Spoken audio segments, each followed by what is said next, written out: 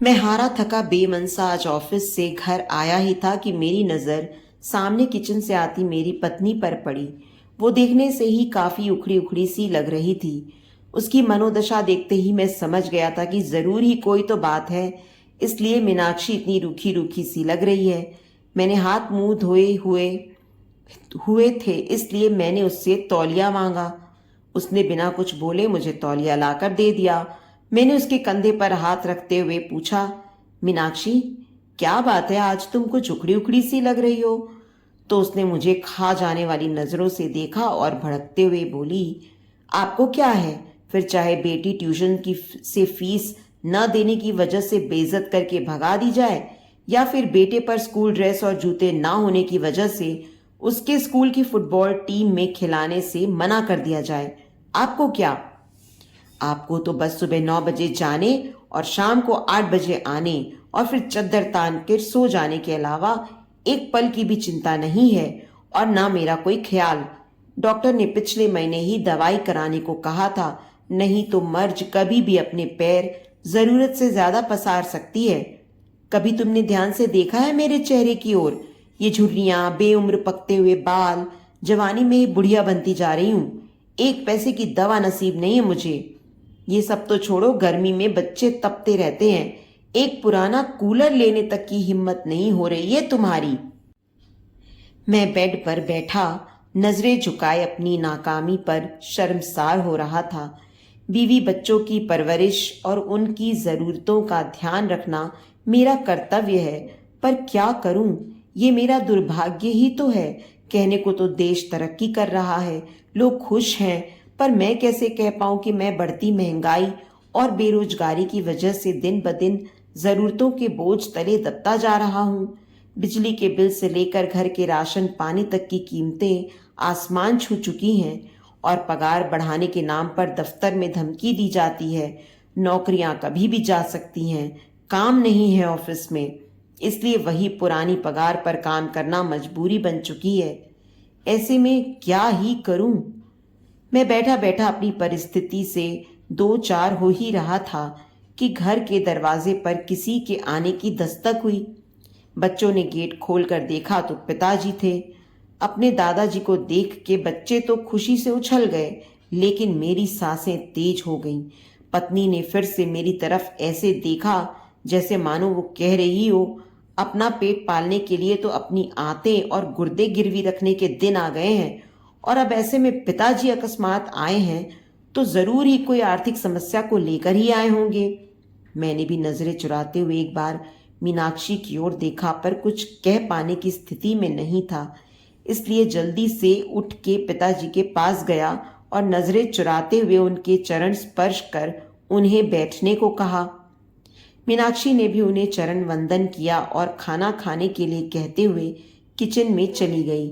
अब मैं और भी अकेला महसूस कर रहा था। मीनाक्षी तो मुंह छिपा के किचन में जा चुकी थी। मुझे डर था पापा कहीं पैसे की कोई बात न कर दें, इसलिए मैं जल्दी से जल्दी बच्चों को बुला के उनके पास बिठाया और खुद वापस कमरे में चला गया। पिताजी भी मुझे जाते हुए देख रहे थे।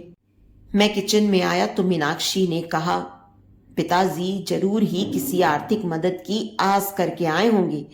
ऐसे में इन्हें हम ही याद आते हैं, बड़े वाले भाई साहब को कोई याद नहीं करता। देने के नाम पर उनका नंबर आता है, और जब कोई जरूरत हो तो सब लोग हमारे यहाँ आ जाते हैं। वैसे तो ये शब्द मीनाक्षी कभी नहीं बोलती, पर इस बार उसके घर की तंग हाली इस लेवल पर थी कि उसे मरने के लिए अगर जहर खरीदना हो तो उसके लिए भी पैसे का इंतजाम न के बराबर ही था। एक तरफ मीनाक्षी लगातार मुझे बोले जा रही थी, और दूसरी ओर मैं था जो कुछ कर पाने में समर्थ नहीं था। अंततः मैंने मीनाक्षी को चुप रहने के लिए कहा, तुम शांत हो जाओ, कुछ भी करके कल मैं तुम्हारी दवाई और बच्चों की जरूरत का सामान ला दूंगा, पर अभी के लिए पिताजी का मान रखो। उनके सामने घर में कलेश करने का मतलब उनकी मान मर्यादा के खिलाफ है। मीनाक्षी समझदार थी, पर उस पर आर्थिक तंगी का बुखार चढ़ा हुआ था, इसलिए वो बेकाबू थी। कहाँ से लाओगे? भीख मांग के या फिर खुद को गिरवी रख के? ये मेरा काम है, क्या करूँगा क्या नहीं। तुम बस अभी भगवान के लिए शांत हो जाओ। अब मीनाक्षी शांत हो गई। वो खाना लेकर टेबल पर लगा देती है।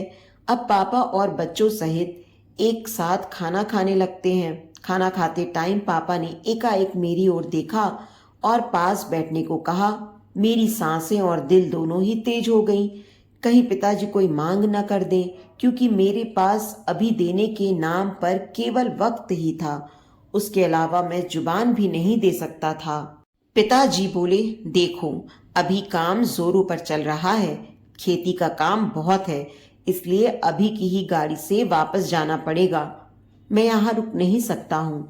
तुम्हारी माँ बहुत चिंता कर रही थी। पिछले कुछ महीनों से तुम फोन पर भी बात बहुत कम कर रहे हो, और ऐसा तुम तभी करते हो जब तुम किसी परेशानी में होते हो। ये तुम्हारी बचपन की आदत है।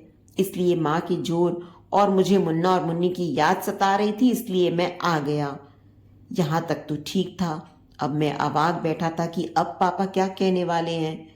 मैंने एक नज़र मीनाक्षी को देखा तो वो किचन की चौखट पकड़े पापा की आड़ किए हुए खड़ी थी और पापा आगे क्या कहने वाले हैं जानने के लिए उत्सुक हो रही थी। लेकिन आगे पापा ने अभी कुछ कहा नहीं, बस खाना निपटाया और मुंह हाथ धोए। अब पापा ने अपने कुर्ते की जेब में हाथ डाला और एक नोटों की गड्डी निकाली और मेरी ओर बढ़ा दी। ये देखकर मैं अवाक और सकते में आ गया। एक पल के लिए मैं स्तब्ध और निशब्द ही खड़ा रहा। पिताजी ने कहा, अरे पकड़ो भी भाई, अब इतने बड़े भी नहीं हो गए हो कि हमारे दिए हुए आशीर्वाद को ग्रहण न कर सको। वैसे भी इस बार फसल अच्छी हो गई थी, इसलिए कोई दिक्कत नहीं आई। अब उन्होंने मीनाक्षी की ओर इशारा करते हुए कहा, बहू का और बच्चों का अच्छे से ध्यान रखो। देखो कितनी कमजोर हो रही है, और अपना भी। उन्होंने पैसे मेरे हाथ में रख दिए। मेरी आंखें भर आई थीं और वो बचपन के दिन याद आ गए जब पापा हमें स्कूल जाते वक्त 4 आने ऐसे ही हाथ फैलाने पर रख दिया करते थे। पर बस अंतर इतना होता था, उस वक्त मेरी आंखें झुकी हुई नहीं बल्कि प्यार और दुलार से ऊंची होती थीं। फिलहाल मीनाक्षी और मैं दोनों ही गलत साबित हो चुके थे, इसलिए खुद की नजरें खुद से ही नहीं मिला पा रहे थे। सच में बच्चों के लिए माँ बाप बोझ हो सकते हैं, पर माँ बाप के लिए बच्चे कभी भी बोझ नहीं होते। वे हमेशा उनका ध्यान रखते हैं। तो दोस्तों, उम्मीद करती हूँ आपको आज की ये हमारी कहानी पसंद आई होगी। कहानी पसंद आई है तो वीडियो को लाइक करें और अपने दोस्तों के साथ भी शेयर करें। चैनल पर नए हैं तो चैनल को सब्सक्राइब करें और हाँ, नोटिफिकेशन बेल को ज़रूर दबाएं ताकि अगली कहानी का अपडेट सबसे पहले आपको मिले।